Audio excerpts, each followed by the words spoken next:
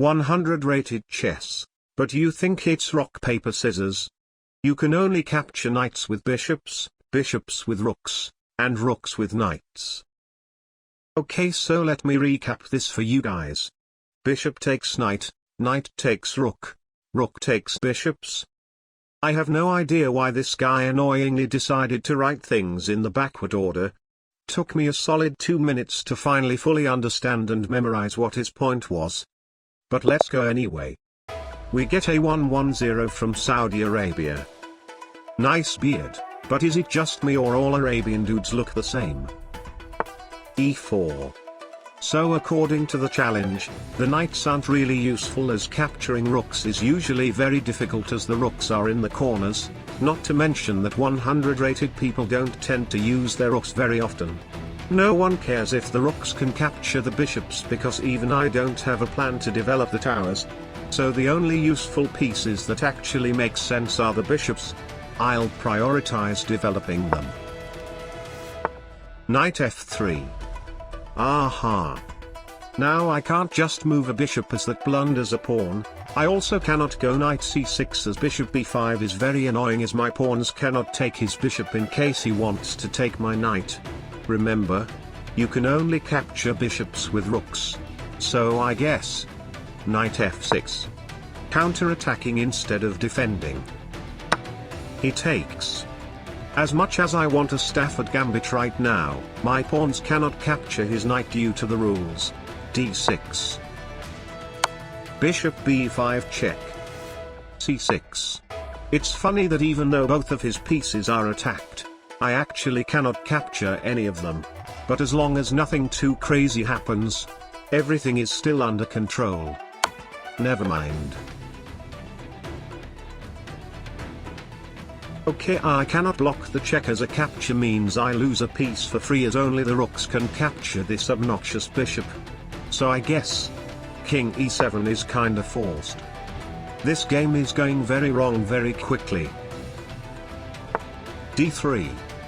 Definitely cannot allow bishop g5. Well, I mean, if he really plays bishop g5 my h-pawn wouldn't be able to make a capture due to the rules. But who plays like that anyway? Right?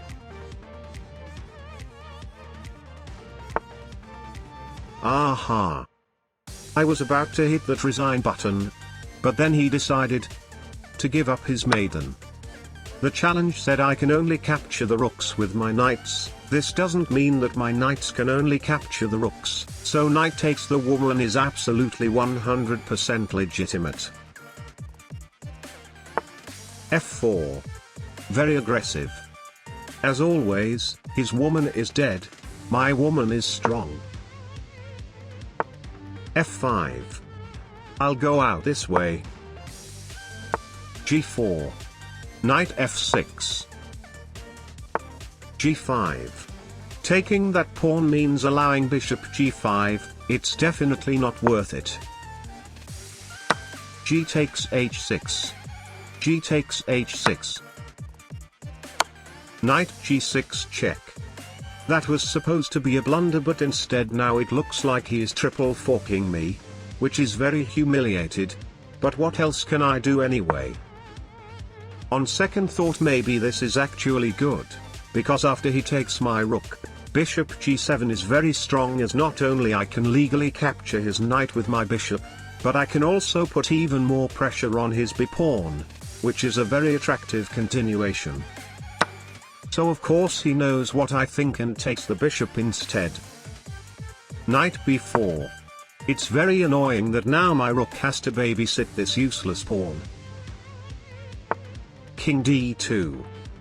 Aha. That drops the f2 square. You have no idea how long have I been waiting for this moment. The entire idea of developing the knight 60 moves ago was just to plunge my queen into the second rank, and then he randomly decided to make things a lot more convenient than they should have been.